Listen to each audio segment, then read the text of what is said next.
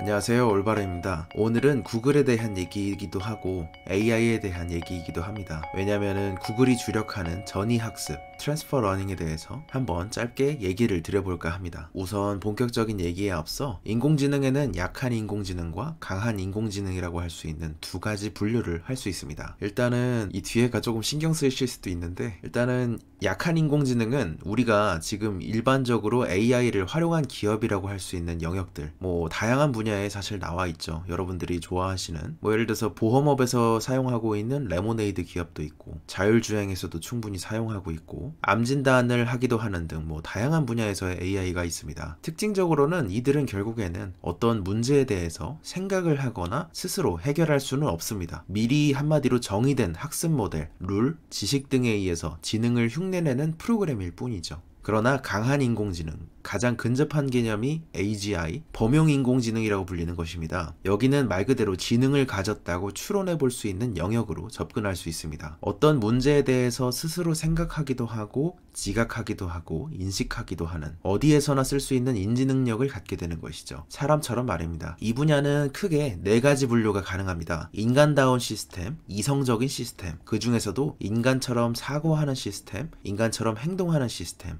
그리고 이성적으로 사고하는 시스템, 이성적으로 행동하는 시스템, 대략 네 가지로 분류가 가능하죠. 여기서 알 수 있는 부분은 지금의 AI, 약한 AI는 개발자의 학습, 의도된 결과에 따라 제한적인 업무만 수행할 수 있을 뿐입니다. 한마디로 학습된, 내가 이쪽에만 학습을 시켰는데 다른 것을 묻는다면 얘는 알지 못합니다. 예를 들어 볼까요? 개와 고양이를 인식하도록 학습한 AI가 있습니다. 이 AI는 개를 입력하면 개라고 나오고, 고양이를 입력하면 고양이라고 나오고, 그런데 이 아이한테 상어를 주면 어떻게 얘기할까요? 이 인식을 아예 못합니다. 그러나 상어까지 인식할 수 있게끔 새로운 AI를 빠르게 만들 수 있는 기술이 있습니다. 여기서 등장하는 개념이 바로 전이학습입니다.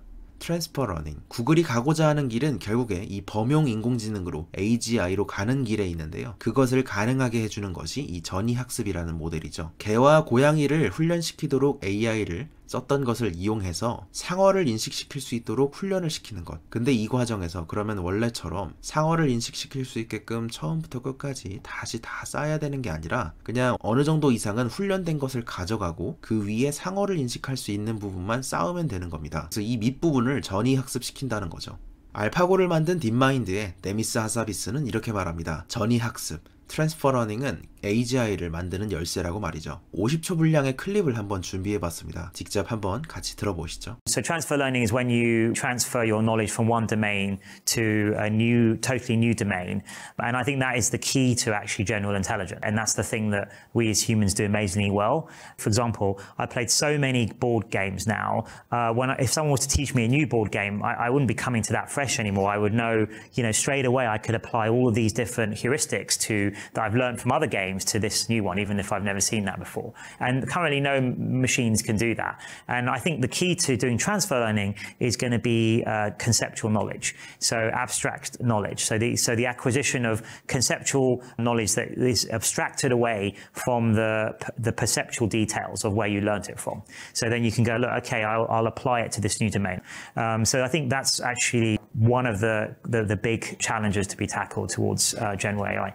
제가 몇 가지 여러분들께 아주 쉽게 설명을 드리기 위한 부분으로 말씀을 드려볼까 합니다. 일반적인 AI 신경망의 훈련 과정입니다. 인풋을 넣으면 AI의 학습 모델을 거침으로써 아웃풋이 나오게 되는 것이죠. 이제 예시를 한번 들어볼게요. 이제 이미지를 알아내는 비전 인식 체계에서 차를 알아내는 것에 대한 특화된 강화 학습 모델을 알아봅니다. 여기에 인풋에 차를 넣으면 차의 고유한 특징들을 추출해내고 분류화시킵니다. 그래서 이것이 차인지 아닌지를 알아내는 아주 간단한 모델이 있다고 쳐보죠. 다시 좀 더 개념적으로 바라보겠습니다. 개념적으로 바라본다면 정답률이 높아질 때까지 이 가중치 매개 번수를 끊임없이 무작위로 초기화시켜서 이 사이를 계속해서 지나도록 합니다. 그러면은 점점 더 정확도를 높일 수 있게 되죠. 그럼으로써 인풋을 넣었을 때 아웃풋을 더 정확히 맞추도록 훈련을 시키는 겁니다. 이렇게 쭉 학습을 시킨 가중치, 이 부분이죠. 쭉 학습을 시켜서 차를 더 잘 인식할 수 있도록 만들어진 학습 모델 그 자체가 신경망의 지식이라고 불립니다. 널리지라고 하죠. 다만 이 학습 모델 자체를 정확도를 굉장히 높이기 위해서는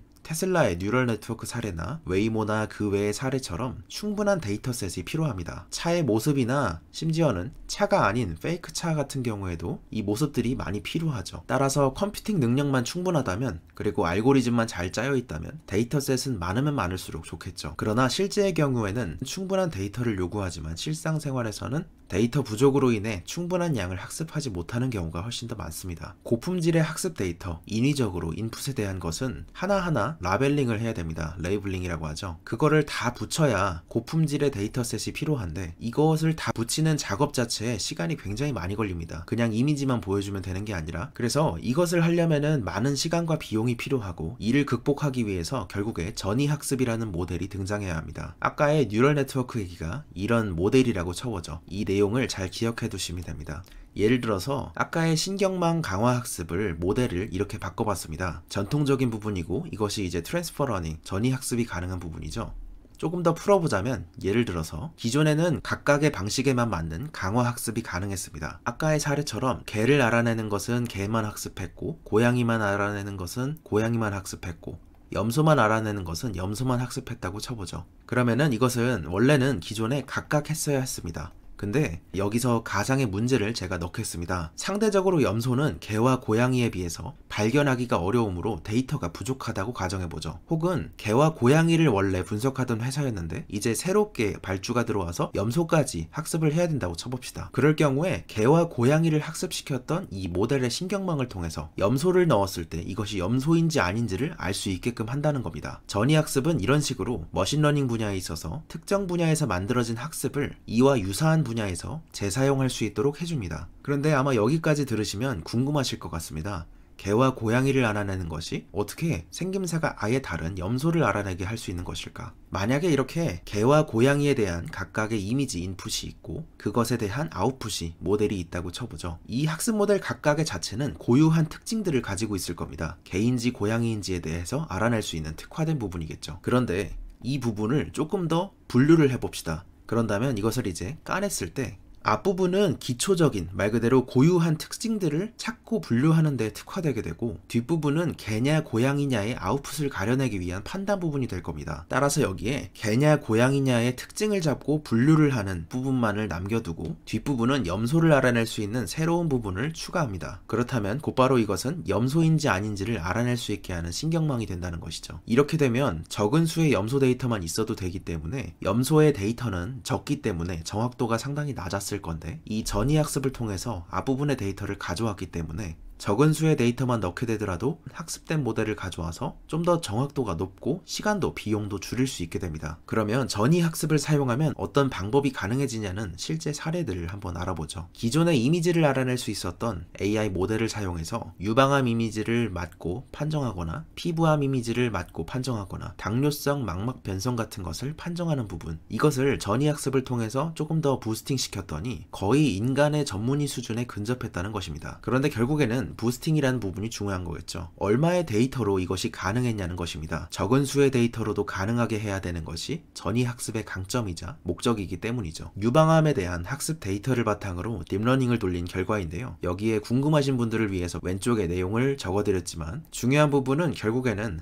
암을 훈련시킨 결과, 이 일반적인 훈련 결과와 유방암 테스트 훈련 결과와 암을 훈련시킨 결과를 섞었을 때 400개의 데이터셋으로 유방암을 구글 넷 AI의 경우에는 최대 98.4%까지 정확하게 뽑아낼 수 있다는 겁니다. 심지어 이렇게 돼 있기 때문에 결국에 딥러닝의 예측과 인간 병리학자의 진단을 결합한다면 에러율을 85%까지 인간의 측정도도 높일 수 있다는 것이죠. 또한 이런 비슷한 사례들이 있습니다. 유사한 방식으로 전이학습의 대표적인 사례들 중 생명공학 분야에서 당뇨성 망막 변성을 갖고 있는 이미지 뉴럴 네트워크였는데요. 근데 여기에서도 모두 이해하시지 않으셔도 됩니다. 중요한 부분으로 꼽을 수 있는 거는 결국에는 여기서도 또다시 적은 수의 데이터만으로도 굉장히 높은 정확도를 꼽을 수 있었다는 것이죠. 결국에는 기존의 학습 모델을 재사용함으로써 학습 모델의 단축이 일어나고 시간을 줄일 수 있게 되고 정확도는 더 높일 수 있기 때문에 더 높은 수준의 AI를 더 빠르게 만들 수 있게 됩니다. 한마디로 옆에 애는 개를 만들기 위한 거를 하나 만들고 상어를 만들기 위한 거를 하나 또 만들어야 되는데, 처음부터 전이학습을 통한다면 개를 만들었던 플랫폼 그 자체를 갖다가 거의 한 7, 80%를 사용을 하고 윗부분만 조금 갖다가 붙이면 이것이 곧 상어를 알아낼 수 있는 AI가 된다는 것이죠. 그러면 구글이 하는 것은 어떤 것이냐, 이것에 대해서 이따가 설명을 드리겠습니다. 물론 만능은 아닙니다. 여기서 알아두셔야 되는 부분은 머신러닝의 한 분야이고 적용하려는 범위에 따라서 유용하지 않을 한계도 존재합니다. 또한 이미 학습된 모델이 제대로 작용을 했어야 B에서 적용할 학습 모델도 제대로 작용할 수 있는 한계점은 있습니다. 그럼에도 구글이 가질 수 있는 장점은 현실적으로 구글은 구글의 플랫폼을 통해 기존의 성공적이던 AI를 다른 범위에 적용시킬 수 있게끔 합니다. 그래서 데이터 수집부터 머신러닝의 모델을 짜기까지, 한마디로 AI를 새로 만들기까지 다시 시작해야 되는 시간과 비용을 상당 부분 절감시킬 수 있게 한다는 것이죠. 그 예시 중에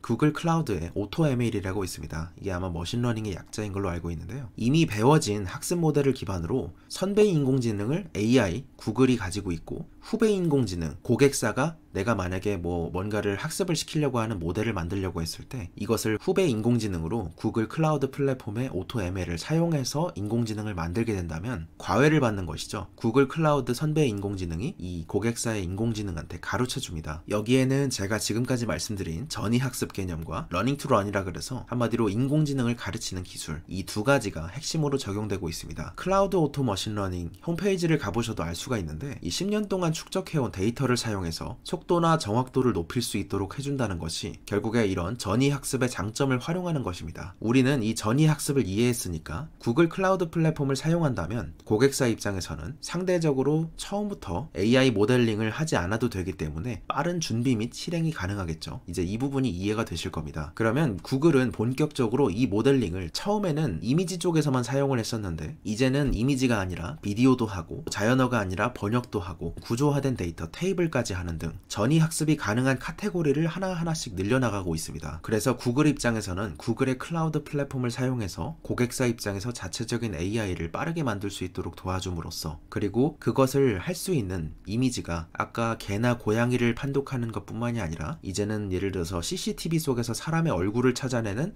그런 기능, 비디오를 통해서 더 빨리 만들 수 있게 되고, 쉽게 만들 수 있게 되고, 빠르게 할 수 있게 되고, 이런 전체적인 AI 제국을 만들려고 하는 것이 구글 클라우드 플랫폼이 하려고 하는 역할로 보입니다. 구글의 주주분들이 많이 보이시지는 않았습니다. 글을 올리더라도 많이 보이시지는 않더라고요. 근데 그분들이 몇 분 계시더라도 궁금하실 수 있는 내용이기도 하고, 클라우드 순위 3, 4위를 오가는 구글의 클라우드 플랫폼은 도대체 아마존의 AWS나 마이크로소프트의 애저에 비해서 어떤 장점을 가지고 있는지에 대한 디테일한 내용들이 국내에는 많이 없더라고요. 그래서 그런 보충을 위해서 한번 올려본 시간이었습니다. 그러면 오늘도 좋은 하루 되시기 바랍니다. 여러분 감사합니다. 올바르였습니다.